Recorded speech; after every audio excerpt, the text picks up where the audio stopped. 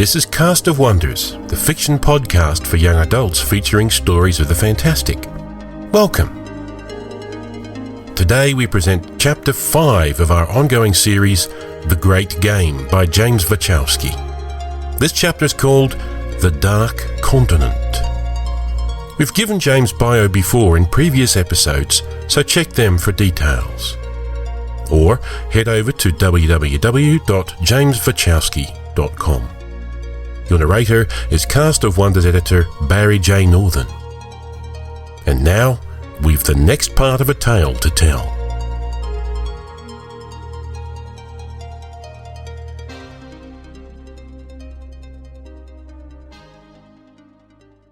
The Dark Continent.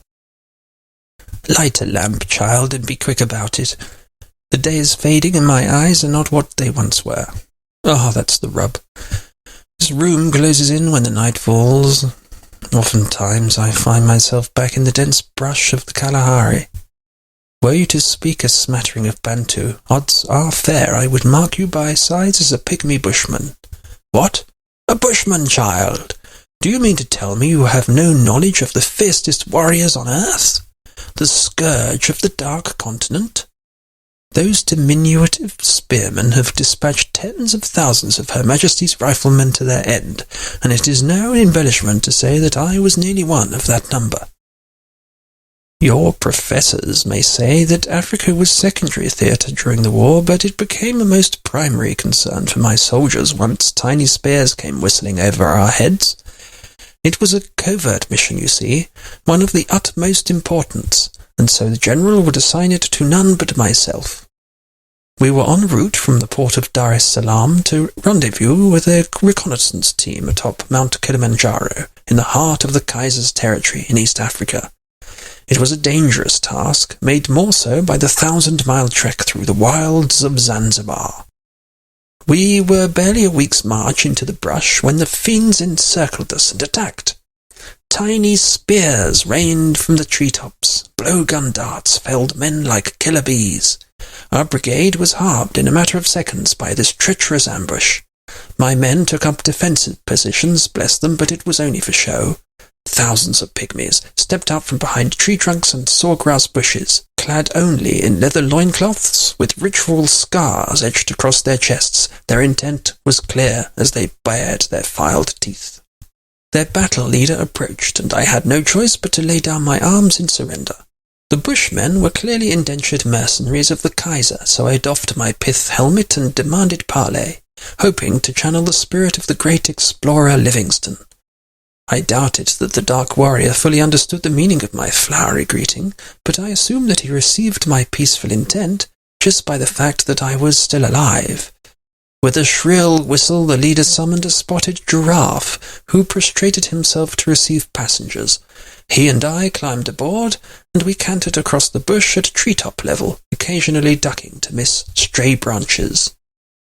Hours later, with the sun still perched high above, we arrived in the bushman's village. It was nothing more than a few haphazardly constructed straw huts, surrounded by a circle of thorns. But the village came to life as we made our entrance. Dusky women clutching babies to their breasts edged forward to gawk at my fair skin. The giraffe slid to a halt in front of the largest hut, graciously laying for us to dismount. The chieftain emerged from his hut in due time. Whether he was intentionally making us wait or simply needed extra time to arrange his finery, I know not. He was a giant among the bushmen, standing 3.5 feet in stature, wearing a loincloth spun from pure gold fibres. A beaded crown topped his nappy head, but his face was concealed behind a carved wooden mask. A gigantic cowrie shell stood in place of his lips. By magic its edges moved with the weight of his words as he spoke. "Welcome to our home," he said in a clipped form of pidgin English, "and yours as well, at least for a short time. You shall serve as our dinner, of course. Bring your men round forthwith. They are to be decapitated, disemboweled, and stewed." Forgive an old man a pun, child, but the thought of having my men slaughtered in such a fashion was quite distasteful. My mind raced as I struggled to bargain for their lives. In an effort to buy time, I fell to my knees and kowtowed before the chieftain. "My lord," I said, "such a feast might be fine, but my men are exhausted from the war and our long journey. I fear that the stringy meat on our bones might not be pleasing to your royal palate." A shadow of worry crossed the chieftain's mask. "Yes," the fiend hissed, "that would not do at all." Seizing this window of opportunity, I went on. "Might I suggest an alternative, your highness? Perhaps my men would better serve your village as slaves. They could bear fresh water daily from Lake Victoria. The thought of my troops baking under the red sun and suffering a slow, exhausting demise was not much better than the image of them being eaten, but at least it would postpone their deaths for weeks, if not months." The cowrie shell twisted into a wrinkled smile. "Yes," the chief hissed again, "that would be of great benefit to my tribe. Water is hard to come by in my kingdom, and your soldiers might prove very useful to us." He had been sold on the idea of luxury, so I seized upon the power of negotiation. "It is settled, then. As a representative of my men, I will submit to a challenge. If I fail your test, we will surrender ourselves completely as your servants." The carved wooden eyes narrowed in suspicion. "Why should I test you, white man? Your army is still surrounded. I could give the order and have them all killed in a matter of seconds." I smiled at that, sensing my position of advantage. "Ah, my lord, but if you kill us, then who would bear water to your village?" The oversized mask nodded up and down. "True," I went on. "So I have your word then, sir. If I pass your challenge, we shall have our freedom?" A long pause before he answered. "Yes." The cowrie lips hissed. "You shall. I propose a riddle." The tribe gathered around us, let out a collective gasp, and I felt my blood run cold. It was said that the African riddles were older than the continent itself, and no white man's mind could fathom their depth. But before I could refuse the challenge or protest the unfairness, the tiny sorcerer spat forth his puzzle. "Who has more courage than a bushman?" My face flushed as I stalled for time. It was a trick question with no right answer. To state that any other being was more courageous would surely be viewed as an insult, and I would be killed immediately for insulting their chieftain's honor.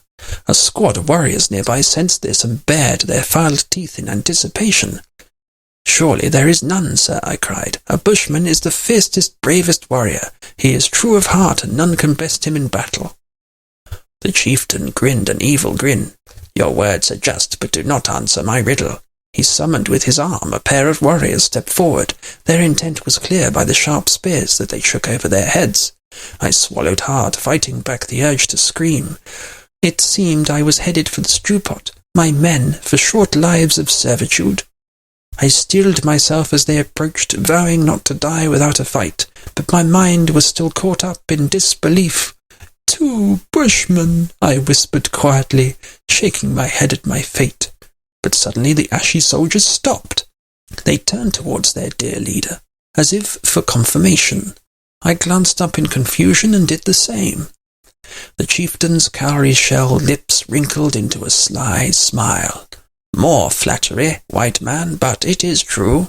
The only thing that could be braver than a bushman warrior would be two bushmen. Your words have earned your freedom and safe passage through my realm." The women of the tribe ululated in a chorus, and few celebrated by throwing their children into the air. They would be denied their cannibalistic feast, but did not appear distressed at the prospect of continued hunger. As I fought the urge to grin, I bowed low once more before the fierce warrior king, thanking Providence for his mercy in the darkest of the world's wastelands.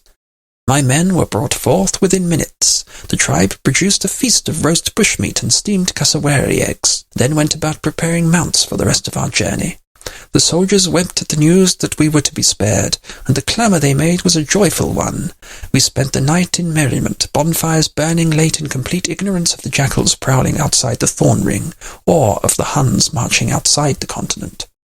Ah, child, to see Kilimanjaro again. The peak was still capped with snow when we arrived at the observation post several days ahead of schedule. We were loaded down with gold bars and raw diamonds that we had literally scooped up from the red clay during our ride. Valuable treasures, to be certain, but they were naught compared to the priceless look on the reconnaissance men's face when we arrived with our caravan of zebra.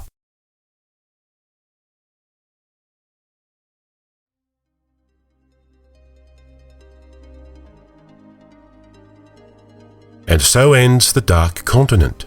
Come tell us what you thought of the story in the forums. We'd love to hear from you. We hope you enjoy listening to Cast of Wonders as much as we enjoy bringing it to you. Cast of Wonders is free for your ears, but we pay the authors for their wonderful stories, and the money has to come from somewhere.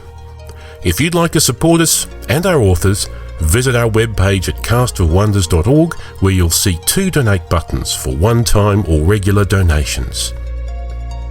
If you can't donate, that's no problem. Help spread the word. Please blog or tweet about us or like our Facebook page. Cast of Wonders is a production of Wolfsbane Publishing. The editor is Barry J. Northern. The audio producer and host is Graham Dunlop. It's released under a Creative Commons Attribution, Non-Commercial, No Derivatives license. Share it, but don't change or sell it. Theme is Appeal to Heavens by Alexei Nov from musicalley.com.